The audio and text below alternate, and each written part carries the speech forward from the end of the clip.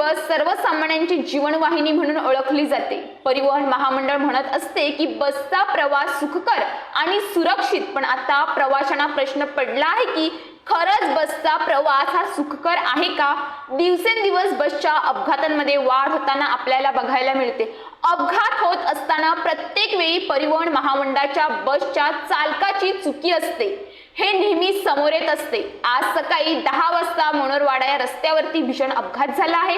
Ten येथे रस्त्याच्या कडेला स्विफ्ट डिझायर ही गाडी उभी असताना मागून भरधाव येणाऱ्या बसने स्विफ्ट डिझायर इतकी जोरात धडक दिली की ही गाडी रस्त्याच्या बाजूला जाऊन पलटी झाली।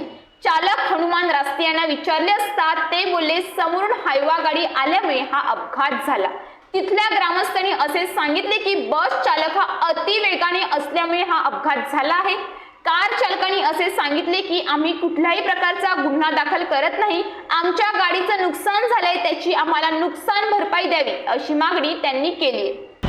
टेनवाडा या रस्त्यावरती आज सकाळी 10च्या सुमारास गाडी थांबलेली असताना मागून परिवहन महामंडळाच्या बसने टक्कर दिलेली आहे आणि ह्या ठिकाणी अपघात झाला आहे। आपण बघू शकता गाडीची हालत काय आहे। गाडी उभी असताना गाडी येऊन ठोकलेली आहे बसने। म्हणजे परिवहन महामंडळाचे बसवाले झोपेत गाडी चालवतात का? ज्यांची गाडी आहे ते मालक आपल्या सोबत आहेत। काय बोलणार, कसा अपघात झाला? प्रथम तुमचं नाव? आम्ही रोडच्या कडेला उभे होतो आणि गाडीमध्येच बसलेलो होतो। गाडीमध्ये बसलेला आम्ही दोघे जण होतो। आम्ही गोष्टी करत होतो। 52 गटारीच्या गाडी साईडला होती, एकदम साईडला। असं नाही का मध्ये गाडी होती किंवा ठोकलं असतं किंवा आम्ही चालूमध्ये ठोकलो असतं, गोष्ट वेगळी आहे। आम्ही अर्धा तास तिथे चर्चा करत होतो गाडी उभी करून। हा बसवाला येऊन ना पाठीमागून ठोकला। त्या गाडीतले प्रवासी सुद्धा बोलले आणि तिथे सुद्धा आम्हाला दोघांना पाडता बोलतो गाडीतून ठेवलं। तुमची गाडी कोणती आहे? गाडी स्विफ्ट डिझायर आहे। नुकसान झालेलं आहे त्याचं काय? आता नुकसान झालं त्याचं बसवाल्याला आम्ही सांगितलेलं आमची नुकसान भरपाई द्या, आम्ही काय कंप्लेंट वगैरे काय करायचं पुढची प्रोसेस पुढे बघू। कुठून येत आलेले तुम्ही? आम्ही पालीवरनं आलो होतो, मी चाललो होतो मुंबईला चाललो। मुंबईला? तुम्हाला कोणाला दुखापत झालेली आहे? दुखापत नाही झाली।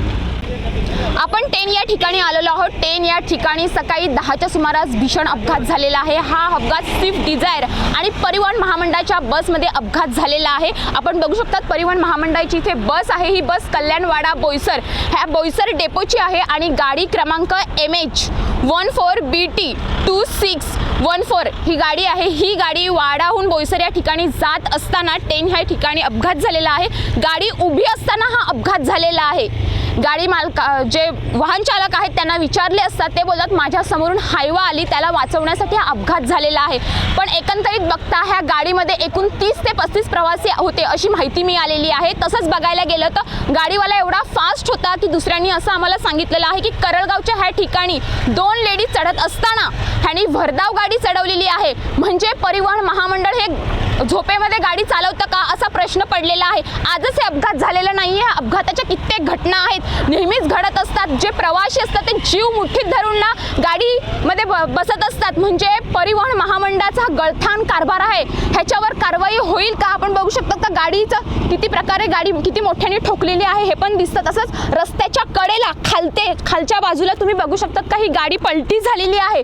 म्हणजे एकंदरीत नक्की चूक कोणाची आहे? कारण आम्ही जे वाहन चालक आहेत, जे बसचे चालक आहेत त्यांना विचारले असतात ते बोलले का गाडी वाचवण्यासाठी, आणि गाडी मालक जे चालक आहेत त्याचं नाव आहे हनुमान रास्ते असं त्यांचं नाव आहे।